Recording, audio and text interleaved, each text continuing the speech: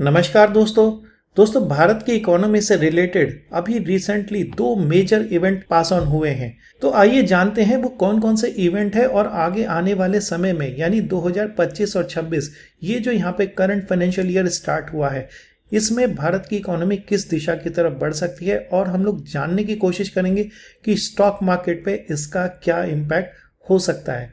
तो पहले डिस्कस करते हैं हम सबसे पहले इवेंट की, जो था अपना यूनियन बजट।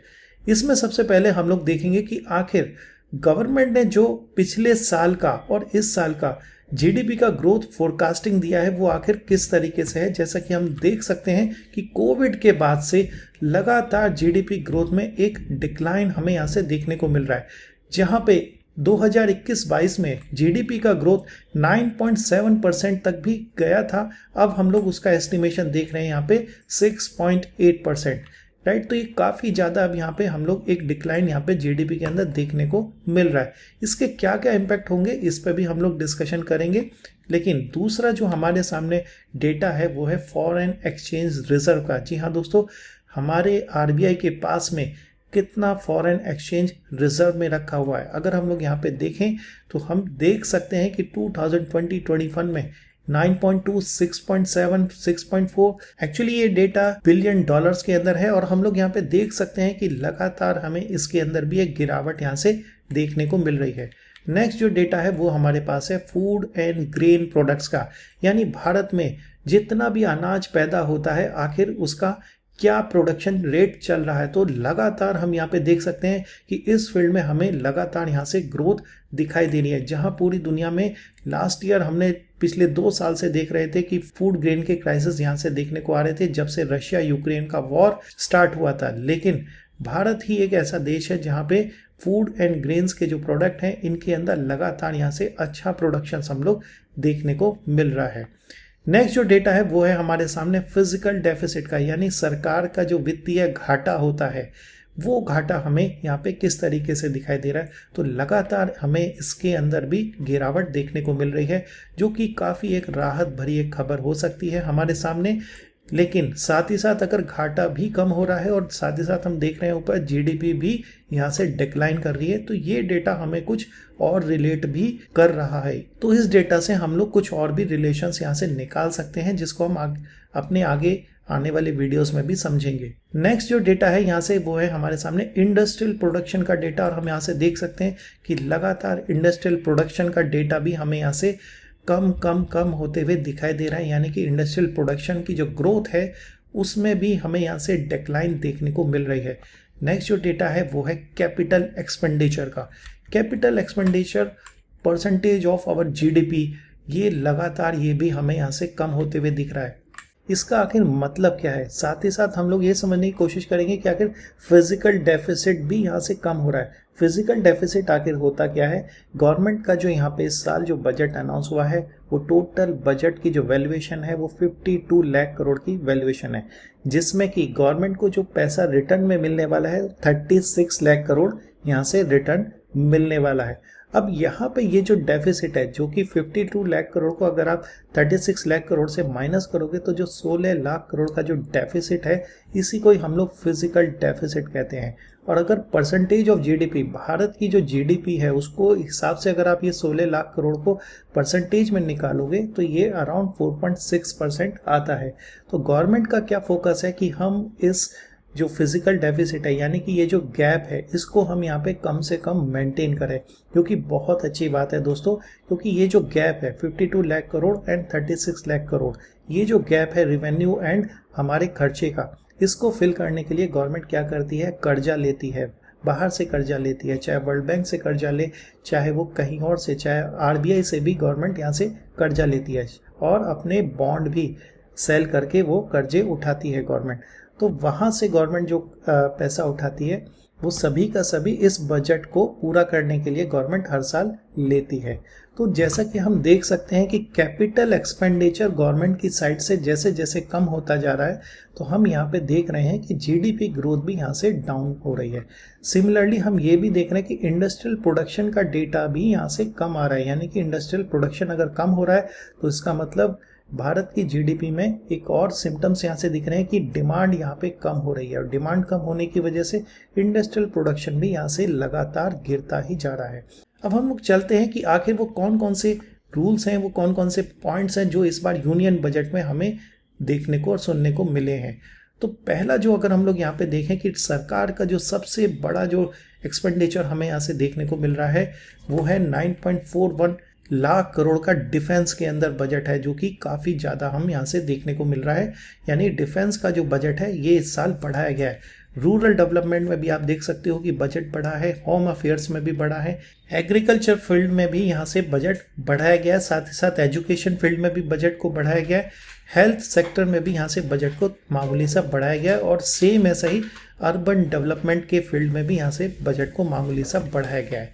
अब हम लोग देख लेते हैं यहाँ पे कि आखिर गवर्नमेंट की अर्निंग के सोर्सेस क्या क्या है, कहाँ कहाँ से गवर्नमेंट को पैसा जो रेवेन्यू की फॉर्म में आने वाला है वो किस किस फॉर्म में हमें यहाँ से वो किस किस फॉर्म में गवर्नमेंट को रिसीव होता है। तो पहला आप यहाँ से देख सकते हो जो सबसे बड़ा अर्निंग का सोर्स है गवर्नमेंट का, जिसे हम अर्निंग नहीं कहेंगे बल्कि ये सबसे बड़ा जो हमारे लिए प्रॉब्लम है वो है गवर्नमेंट की बोरोइंग, जो कि 23% है। यानी कि गवर्नमेंट ये सारा जो भी खर्चा जो एक्सपेंडिचर जो करने जा रही है उसके लिए जो पैसा जो गवर्नमेंट जुटाने वाली है, आप यहाँ से देख सकते हो कि इनकम टैक्स का जो सोर्स है वो 21%, जीएसटी का जो कलेक्शन है 17%, corporate tax 17%, right, non taxable receipt होती हैं, राइट, जिनके ऊपर टैक्स नहीं होता है, वहाँ से भी गवर्नमेंट को रिसोर्सेज मिलते हैं जो कि 9% है, excise duty tax 5%, custom 4% and non डेप्ट कैपिटल रिसिप्ट इज 4%। ये सारा वो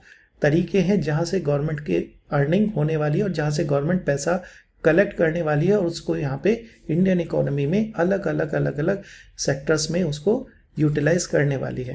अब हम लोग देख लेते हैं कैपेक्स, यानी गवर्नमेंट जो कैपिटल एक्सपेंडिचर जो बड़ा खर्चा यहाँ पे भारत की ग्रोथ को बढ़ाने के लिए करती है वो किस तरीके से हम यहाँ से प्रोजेक्ट देख सकते हैं कि 2018-19 में जहाँ पे कैपिटल एक्सपेंडिचर 3 लाख करोड़ का था वो बढ़ के 2025-26 के बजट में 11,21,000 करोड़ का है। यानी कि लास्ट ईयर से भी ये बढ़ाया गया है। यानी कि गवर्नमेंट का जो कैपेक्स है ये लगातार बढ़ रहा है, कैपिटल एक्सपेंडिचर, जो कि एक तरीके से काफ़ी अच्छी बात है। दोस्तों यहाँ जो रेवेन्यू एक्सपेंडिचर है ये वो खर्चा है गवर्नमेंट का जिसको करना मस्ट है, जरूर करना ही होता है। जैसे एम्प्लॉयज़ की सैलरी हो गया, कहीं पे कोई ऑफिस है, कोई बिल्डिंग है जिसको गवर्नमेंट ने रेंट पे लिया हुआ है उसका रेंट पे करना है, एम्प्लॉयज़ का पीएफ है उसको पे करना ही करना है, और इसके अलावा जो फिक्स जो कॉस्ट होती है गवर्नमेंट की वो यहाँ से रेवेन्यू एक्सपेंडिचर की फॉर्म में हमें दिखाई देती है। लेकिन ये जो कैपिटल एक्सपेंडिचर है ये हमारा ग्रोथ का एक्सपेंडिचर है, मतलब भारत की जीडीपी या ग्रोथ को बढ़ाने के लिए गवर्नमेंट यहाँ पे कितना खर्चा कर रही है वो हम यहाँ पे कैपिटल एक्सपेंडिचर की फॉर्म में देख सकते हैं। इसके अलावा गवर्नमेंट के जो एक्सपेंडिचर है और जो रेवेन्यू का जो सोर्स है, अगर हम इसको परसेंटेज ऑफ जीडीपी के टर्म्स में देखें तो 15.5% हम लोग यहाँ पे देख सकते हैं इस साल का कैपिटल एक्सपेंडिचर है।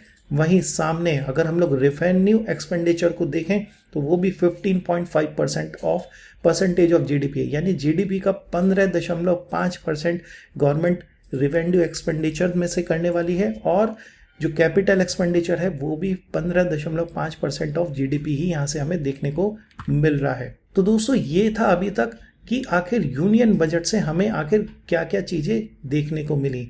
एक बहुत बड़ा बूस्ट जो इस बार यूनियन बजट के अंदर आया है वो है यहाँ से कि 12 लाख तक की सैलरी के जितने भी एम्प्लॉयज़ हैं, जितने भी लोग हैं, उनको नॉन टैक्सेबल जोन में ले आए हैं। यानी कि उनके ऊपर अब कोई भी इनकम टैक्स नहीं लगने वाला है। अगर किसी की मंथली सैलरी 1 लाख रुपए भी है तो भी उसे कोई इनकम टैक्स पे नहीं करना है, जिससे कि काफ़ी बढ़िया राहत लोगों को यहाँ से मिलने जा रही है और इसका एक कास्केडिंग इफेक्ट हमें इकोनॉमी के ऊपर आने वाले दिनों के अंदर देखने को मिल सकता है। लेकिन साथ ही साथ एक फिजिकल पॉलिसी जो यूनियन बजट की फॉर्म में सेंट्रल गवर्नमेंट ने अनाउंस करी है उसके ही 5 से 6 दिनों के बाद में आरबीआई ने मॉनेटरी पॉलिसी भी यहाँ से अनाउंस करी। और सबसे बड़ी बात क्या थी, यहाँ पे रेपो रेट को डिक्रीज किया गया, यानी रेपो रेट को यहाँ से कम करके यहाँ से लोगों को इंटरेस्ट रेट में काफ़ी ज़्यादा राहत देनी शुरू की है आरबीआई ने। दूसरा जो यहाँ से पॉइंट है जो कि आरबीआई ने बताया है कि इस साल का आरबीआई का जीडीपी का जो फोरकास्टिंग है वो उसको उन्होंने रिवाइज किया है और वो 6.6 टू 6.7 उन्होंने प्रोजेक्ट किया है कि इस साल भारत की जीडीपी इतनी रह सकती है। नेक्स्ट पॉइंट जो है, उन्होंने जो इन्फ्लेशन का जो टारगेट लिया है उसको उन्होंने 4.8 टू 4.2 का टारगेट यहाँ पे इन्होंने लिया है, यानी कि इन्फ्लेशन को इस रेंज में ये लोग कंट्रोल करके रहेंगे, राइट। और साथ ही साथ इन्होंने क्या बताया कि RBI stated that it will continue to maintain a neutral stance while keeping a close watch on global environment. देखिए, कोई भी इकोनॉमी हो, अगर वहाँ पे इन्फ्लेशन आ रही है, महंगाई बढ़ रही है, महंगाई कम हो रही है, उसका ग्लोबल इम्पैक्ट बहुत ज़्यादा पड़ता है उसके ऊपर। यानी कि अगर कहीं पे वॉर चल रहा है, कहीं पे कुछ और इश्यूज चल रहे हैं किसी कंट्री में, और वो कंट्री अगर इन्फ्लुएंशियल कंट्री है यानी बड़ी कंट्री है जिसकी इकोनॉमी बहुत स्ट्रांग है, अगर वहाँ पे कहीं पे कोई भी इशू चलता है उसकी इकोनॉमी में तो उसका इम्पैक्ट हमारे देश पे भी पड़ सकता है। तो उसी चीज़ को देखते हुए यहाँ पे आरबीआई ने बोला है कि हम हमारा जो स्टांस है उसको न्यूट्रल यहाँ पे मेंटेन करते हैं, यानी कि अगर आगे ग्लोबल इम्पैक्ट हमें यहाँ से न्यूट्रल दिखाई देते हैं, यानी कि कोई ज़्यादा बड़े चेंजेस नहीं होते हैं, तो हम फिर फर्दर यहाँ पे रेपो रेट को डाउन करने के बारे में सोच सकते हैं। अदरवाइज तब तक हम लोग यहाँ पे केयरफुल अपना स्टांस बना के रखते हैं। तो दोस्तों, अभी तक हम लोगों ने डिस्कस किया था किस तरीके से physical policy and monetary policy का जो यहाँ से आउटकम हमें यहाँ से देखने को मिला है। अब हम लोग डिस्कस करेंगे कि आखिर इन दोनों पॉलिसी का वो कौन कौन से सेक्टर्स हैं जिनके ऊपर इसका डायरेक्ट और इनडायरेक्ट इफेक्ट होने वाला है। तो सबसे पहले जो सेक्टर्स होंगे वो होंगे बैंकिंग सेक्टर, जी हाँ, then real estate sector, then FMCG and consumption sector, इसके अलावा non banking financial sector, automobile sector and infrastructure sector. ये वो सेक्टर्स हैं जिनके अंदर हमें यहाँ से काफ़ी बढ़िया बूस्ट देखने को मिल सकता है आने वाले दिनों के अंदर। तो आई होप आप लोगों को यहाँ पे समझ में आ गया होगा कि गवर्नमेंट ने किस तरीके से यूनियन बजट पेश किया है, उसमें कौन कौन से वो इम्पोर्टेंट पॉइंट हैं जिससे हमारी इकोनॉमी को बहुत बढ़िया सपोर्ट आने वाले दिनों में मिल सकता है। साथ ही साथ आरबीआई ने भी जो अपनी यहाँ से मॉनेटरी पॉलिसी अनाउंस की है, उसकी वजह से भी हमें इकोनॉमी के अंदर किन किन सेक्टर में उसका इम्पैक्ट देखने को मिल सकता है। तो मिलते हैं फिर नेक्स्ट वीडियो में, तब तक के लिए thank you. To register for our upcoming Prarambh, click on the link below.